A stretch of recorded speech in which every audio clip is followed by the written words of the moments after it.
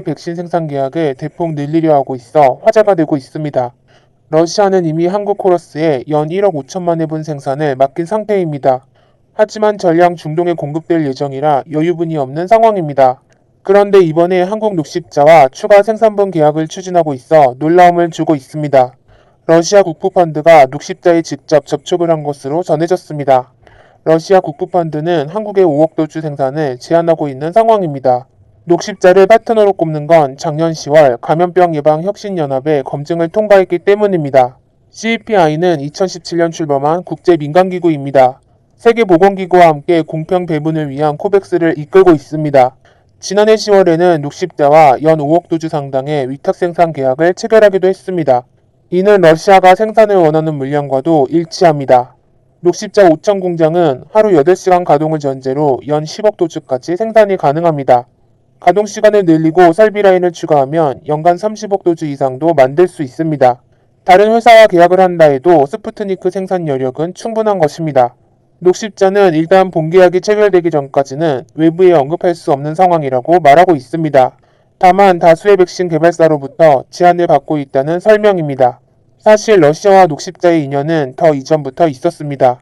2018년 이미 러시아 국부펀드와 협력 계약을 체결한 것입니다. 블룸버그는 세계 각국이 스푸트니크 백신을 구입하기 위해 줄을 서고 있다고 보도했습니다. 이는 세계적 신뢰를 얻고 있는 한국에서의 생산이 큰 영향을 준 것입니다. 50개국 이상에서 약 24억 개분의 수입 신청서를 낸 상황입니다. 러시아 백신을 승인한 나라도 헝가리를 포함해 최소 20개국이 넘어가고 있습니다. 한국 방역당국 또한 러시아산 백신 도입 가능성을 언급했습니다. 정은경 청장은 여러가지 가능성을 다 열어놓고 모든 백신을 살펴보겠다며 상황이 워낙 불확실해 러시아 백신에 대해서도 검토에 나섰다는 설명입니다. 사실 최근 일부 백신의 효능에는 의구심이 제기되고 있습니다. 아스트라제네카, 얀센, 스푸트니크 V 모두 벡터 방식으로 개발된 제품입니다. 아스트라제네카는 아데노바이러스 5형을 전달체로 쓰며 얀센은 아데노바이러스 26형을 사용하고 있습니다. 그런데 이 둘의 효능은 기대 이하라는 평을 받는 상황입니다. 얀센은 1회 접종에 66% 효과를 보이고 있고 아스트라제네카도 60%대입니다. 반면 스푸트니크 백신은 놀랍게도 91%대의 효능을 보이고 있습니다. 스푸트니크는 1, 2차 접종 때 아데노바이러스 26형과 5형을 둘 다 사용한다는 차이가 있습니다. 특히 변이에도 효과가 탁월하고 부작용도 0.2%로 미미한 것으로 알려지고 있습니다.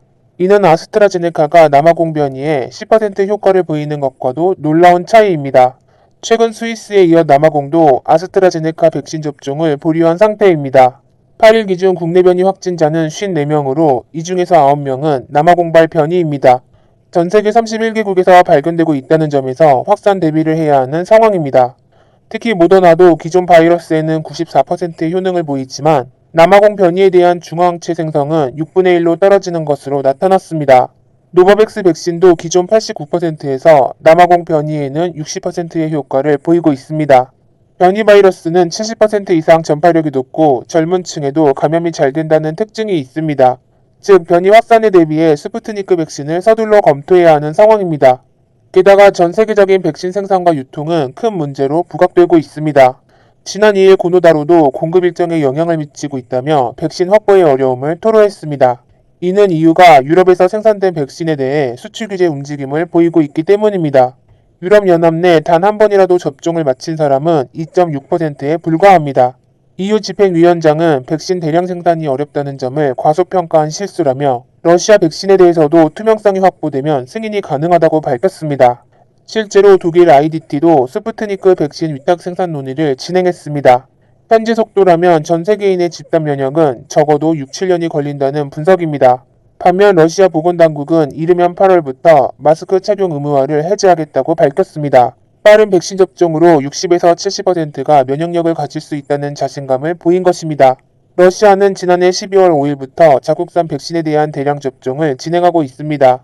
월스트리트 저널은 스푸트니크 백신이 EU를 포함 해외에서 보급된다면 푸틴에게 중대한 승리를 안기게 될 것이라고 보도했습니다.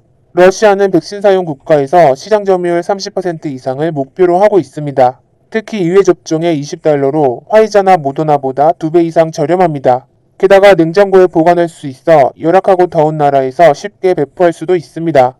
미국 블룸버그 통신은 러시아 백신이 인류의 희망으로 급부상하고 있다는 보도까지 내놨습니다. 러시아가 인류 최초 인공위성을 발사한 이후 최고 과학적 돌파구를 마련했다고 극찬한 것입니다. 그런데 그 생산의 중심에는 한국 기업이 서고 있는 상황입니다.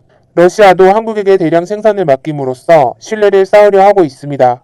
이런 백신 생산은 한국항공사의 화물 매출 확대로도 이어질 수 있습니다. 대한항공은 이미 화물 매출 확대에 힘입어 작년 2,300억 원의 흑자를 기록했습니다. 델타항공이나 일본항공 등이 수조 원의 적자를 기록한 것에 비해서도 엄청난 성과입니다. 즉 한국에서의 백신 생산은 양국 모두에게 득이 되는 상황입니다. 하루빨리 효율적인 백신이 생산돼 코로나가 종식되길 바랍니다. 좋아요와 구독, 알림 설정은 컨텐츠 제작에 큰 힘이 됩니다. 지금까지